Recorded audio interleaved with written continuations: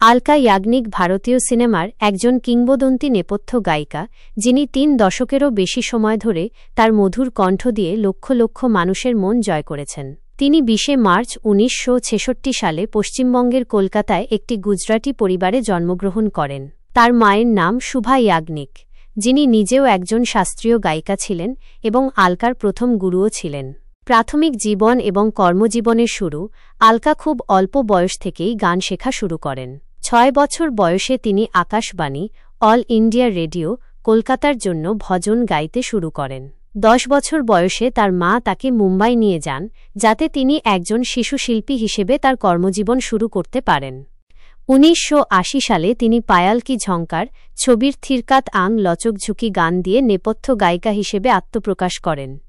এরপর ১৯৮১ সালের লাওয়ারিস ছবির মেরে আঙ্গনে মে গানটি তাকে প্রাথমিক পরিচিতি এনে দেয়।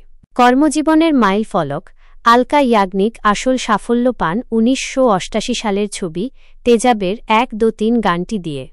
এই গানটি তাকে আকাশচুম্বী জনপ্রিয়তা এনে দেয় এবং তাকে তার প্রথম ফিল্মফেয়ার পুরস্কারও এনে দেয়। ৯০-এর দশকে তিনি বেশ কয়েকটি হিট গান গেয়ে বলিউডের সবচেয়ে সফল গায়িকাদের একজন হয়ে ওঠেন। তিনি হিন্দি ছাড়াও অসমীয়া, বাংলা, গুজরাটি, মালয়ালম, মারাঠি, মণিপুরি, ওড়িয়া, পাঞ্জাবি, ভোজপুরি, তামিল এবং তেলুগু সহ ২৫টিরও বেশি ভাষায় গান গেয়েছেন। তিনি ১১১৪টি ছবিতে ২৪৮৬টিরও বেশি হিন্দি গান গেয়েছেন।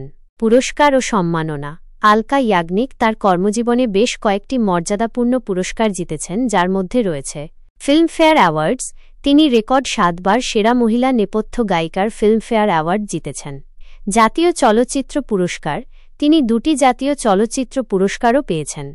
Bengal film journalists association awards তিনি ২টি বেঙ্গল ফিল্ম জার্নালিস্টস অ্যাসোসিয়েশন অ্যাওয়ার্ডসও জিতেছেন।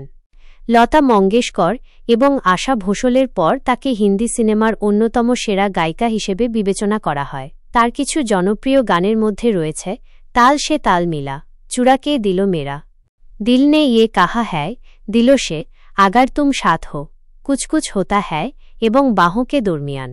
ব্যক্তিগত জীবন আলকা ইয়াগনিক ১৯৮৯ সালে শিলংয়ের ব্যবসায়ী নীরজ কাপুরকে বিয়ে করেন। তাদের একটি মেয়ে আছে, যার নাম সায়েশা কাপুর। সম্প্রতি তিনি একটি অসুস্থতার কারণে তার শ্রবণশক্তি প্রভাবিত হওয়ার কথা জানিয়েছেন, যার জন্য তিনি ভক্তদের কাছ থেকে সমর্থন এবং সহানুভূতি চেয়েছেন। আলকা ইয়াগনিক ভারতীয় সঙ্গীত শিল্পে একটি অমূল্য অবদান রেখেছেন এবং তার কণ্ঠ আজও মানুষের হৃদয়ে অনুরণিত হয়।